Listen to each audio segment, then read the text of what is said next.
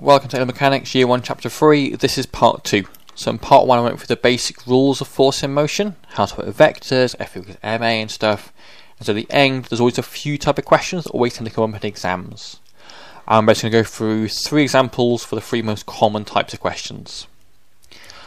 So first one is basically the caravan problem. It's basically you've got some car towing a caravan or something of that kind of thing. So we have a car towing a caravan along a road. So over here, I'll just do a really basic sketch. You can draw your car properly if you want to, but I'm afraid it'll have to do. Okay, let's label what we've got. So the car's engine provides 2,400 newtons of force. The car and caravan have masses of 2,000 kilograms and 1,500 kilograms respectively. And we've also got frictional forces of 500 newtons and 700 newtons. So work out part A, the acceleration of the car and the caravan. So again, they're basically joined together. The question should say that they are connected by a light inextensible string. So basically there's no sort of force lost in the tow bar. First thing, to work out the acceleration, we're going to use the acceleration formula, which is F equals ma. I'm going to do it for the whole system. The reason we're doing this is that if you look at this tow bar, you have the car will lose energy due to tension. You basically lose energy to the force or having to pull the caravan with it, and the caravan will gain energy from being pulled by that car. If we treated the system as a whole, these two tensions cancel out, so we can basically ignore them, which is why we always do F equals ma on the whole system, the car and caravan combined. So forces, we've got 2,400, take away 700, take away 500, and I'm going to ignore the plus and minus t in the middle. That will equal mass times acceleration, which is 3,500 times a. Then we can just work this out. 2,400 minus 700 minus 500, that's going to be 1,200, and that is going to be 3,500a. So if we divide these, we can work out the acceleration. So here the acceleration is 0.3429. I will say in most exam questions you tend to get a nice number of acceleration, something like 0.7, or something that doesn't have too many decimals in it. So that is part A done. Next we've got part B. We want to work out the tension in the tow bar. So here you've got 2 options. You can look at the car and work out the tension, or we can just look at the caravan. Both of them give the exact same amount of tension. I typically pick the caravan because that has 1 less force in it, so in my head it's a bit simpler. So we just look at the caravan now. So on to part B. So for the caravan, the only force that's pushing it forwards is the tension. The only force that's accelerating it is if actually being pulled by the car. So that's why tension is positive for the caravan but negative for the car. Slowing it down, I have the 700 newtons of friction. By the way, I'm doing F equals ma if that's not clear. Mass is 1,500, and the acceleration we just worked out is 0.3429. And now we've got an equation that we can work out to find the tension. And again, if you do the same thing for the car, you get the exact same value for tension. So let's quickly solve this. We can take 700 across, and then it is just calculator work. So T is going to be 700 plus 1,500 times 0.3429. And that is the tension in the tow bar. Okay. Typical of most exam questions, they often say, I don't know, the tow bar is broken and the caravan's going to drift to a halt, work out how far it will travel. They tend to sort of throw through that in as well. But for the basic stuff, this is what you need to know. So that was the caravan problem. Next we have the lift problem. This is someone being carried a lift or something being lifted by a crane or that kind of thing. So a woman travels in a lift. We've got the mass of the woman, the mass of the lift, and it's been raised by a vertical cable attached to the top of the lift. So let's do a quick sketch. which will look something like this. I will just represent the woman as a block, just so it's easy to draw weights and stuff. So the woman is 50 kilograms, the lift as a whole is 950 kilograms, and that'll give us some sort of forces due to gravity of 50g and 950g. Okay, what else do we know? The lift is moving upwards and has constant deceleration of 2 meters per second squared. So if it's deceleration, it means it's slowing down. So we have an acceleration force, again 2 arrows for acceleration.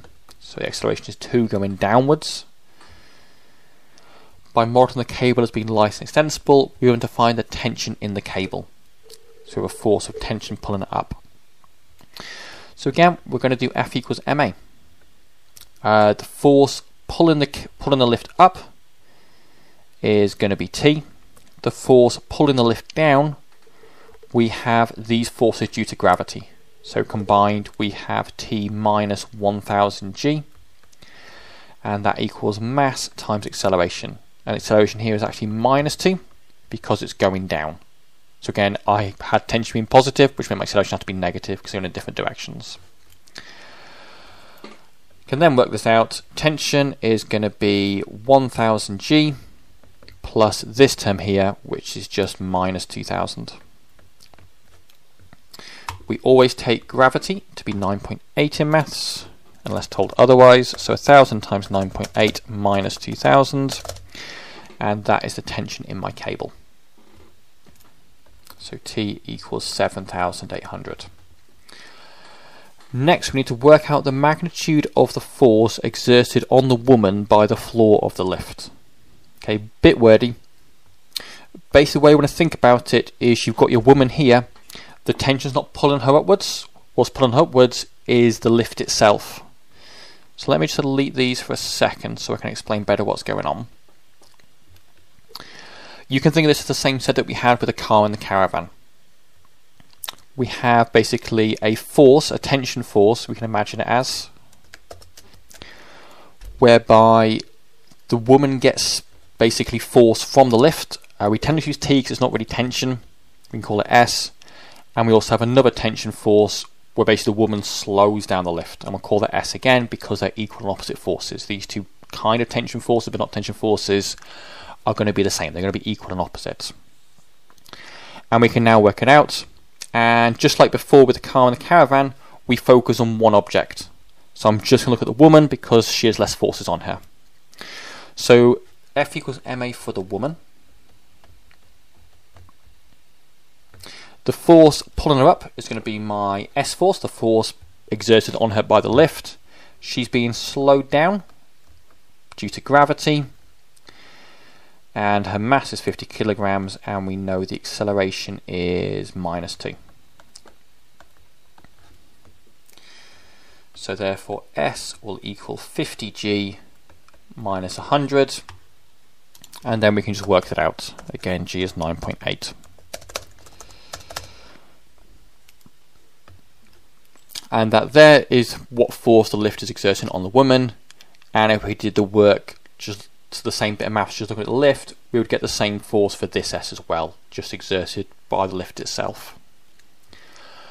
Okay, that was a lift problem. Can be confusing to get your head around it, but it's the same basic idea as the car and the caravan. Lastly, we have connected particles, which are pulleys. So, as I mentioned in the first video, pulleys are always treated as light and inextensible.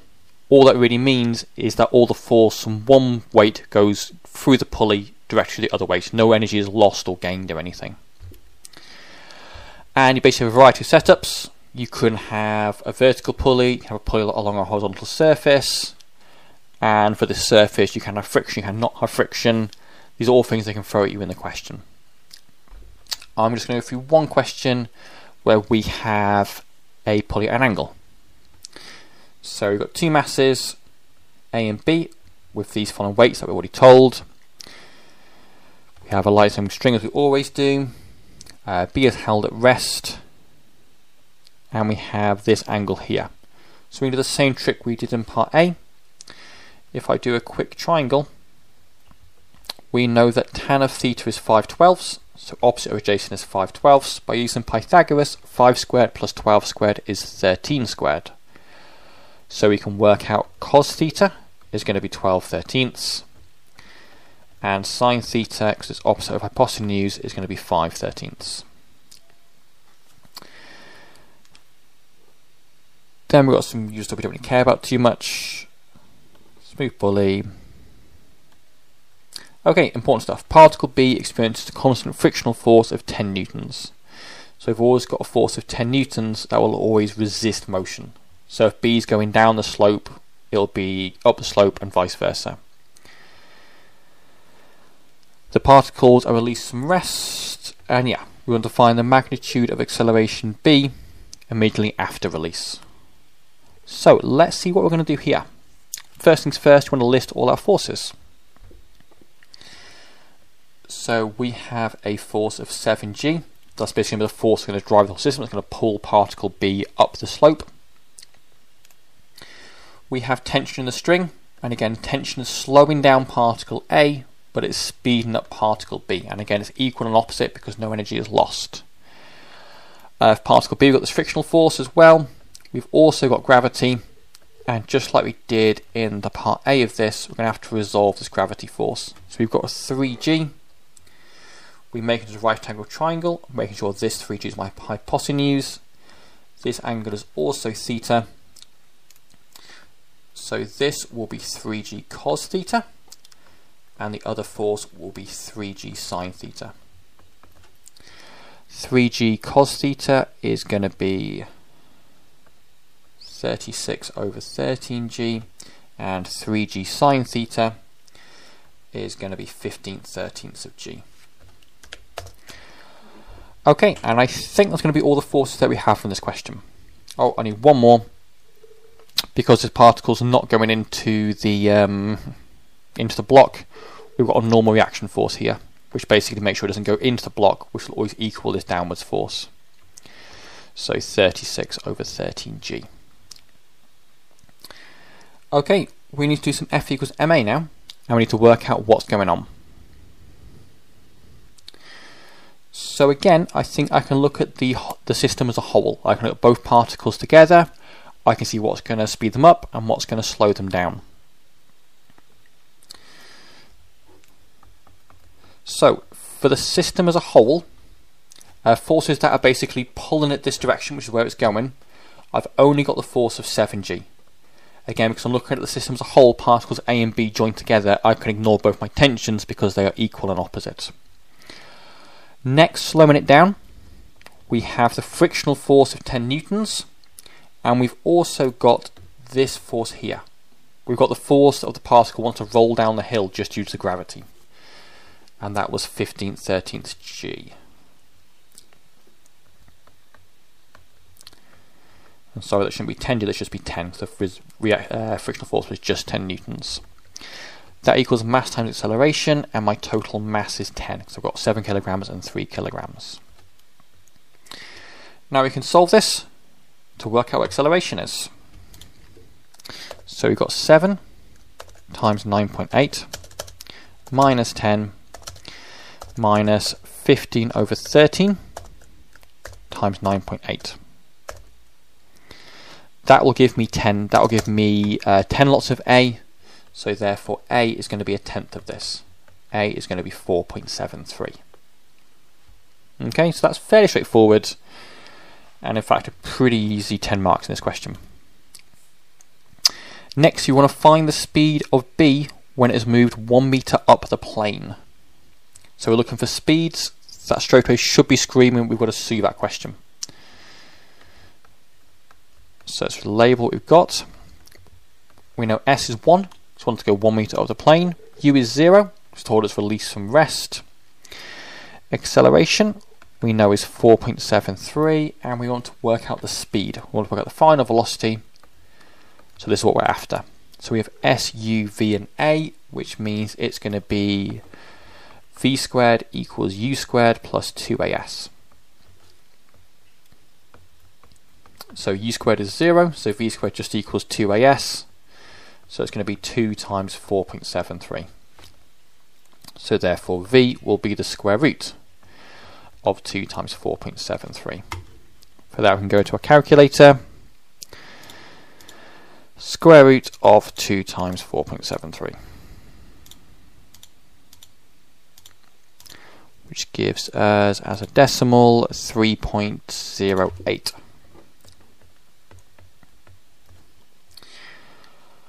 Okay, so that's part B done. When B has moved one way till the string breaks, given that subsequent motion B does not reach P, we want to find the time between the instant the string breaks and where B comes to instantaneous rest. So instantaneous rest means come to rest for a brief instant. So basically you have this particle going up and it's got this velocity of 3.08. It's going to go up and then it's going to slow down and halt and come back down.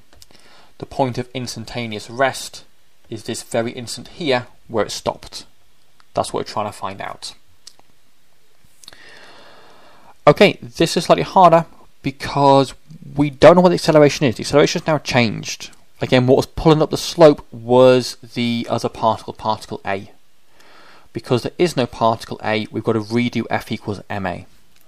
So let's do that first of all.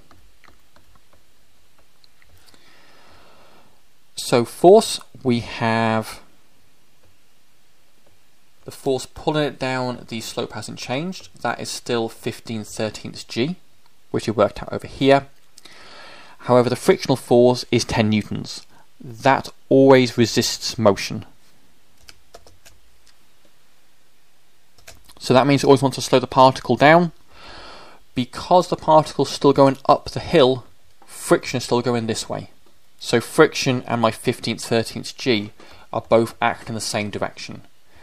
It's not in this question, but for what it's worth, when the particle turns around, friction will turn around as well. Friction always goes in the opposite direction to what the particle is moving in.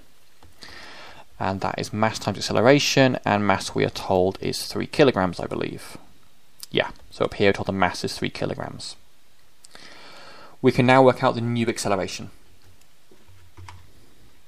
So it's going to be 15/13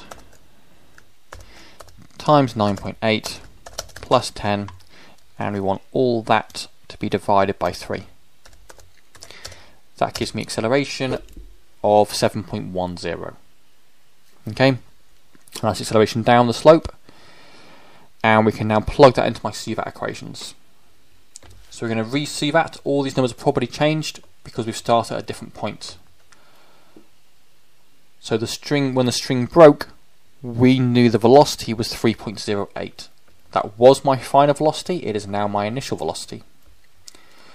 I want it to come to instantaneous rest. I want my final velocity to be 0. I know the acceleration is this number here, and I'm trying to work out the time it takes. So that's what I'm after. So I've got u, v, a and t. So on the CVAT equation, v equals u plus at. So basically you'll always look at your CVAT equations and work out which one includes these 4 letters. Plugging that in. Oh, I should mention that acceleration should be negative, so it's going in the opposite direction to the motion. If I didn't change that, I'll get a negative time. Typically in those cases, just take times positive will probably be the right answer, but not always. It's worth checking it out. So 0 is 3.08 plus, or I should say minus, 7.106t, which means t is going to be 3.08 divided by this number here. Plugging that into our calculator, we can then work out how long it will take for it to come to an instantaneous rest, which was this many seconds. And that's it. So again, you've got a lot going on. That is quite common. They tend to throw a few particles at you, which adds more and more complexity to it. Typically in this question, you'd also work out the tension in the string, which again you just do by looking at one particle individually. But here we're never asked to actually work out the tension, so I never bothered. Aside from that, those are the 3 main type questions you're going to see. Stuff with pulleys, stuff with 2 lifts attached together, and like the caravan problem again. Those are the main 3 they always tend to throw at you. Again, typically have some sort of CVAT thrown in there as well. I hope that helped, and thanks for listening.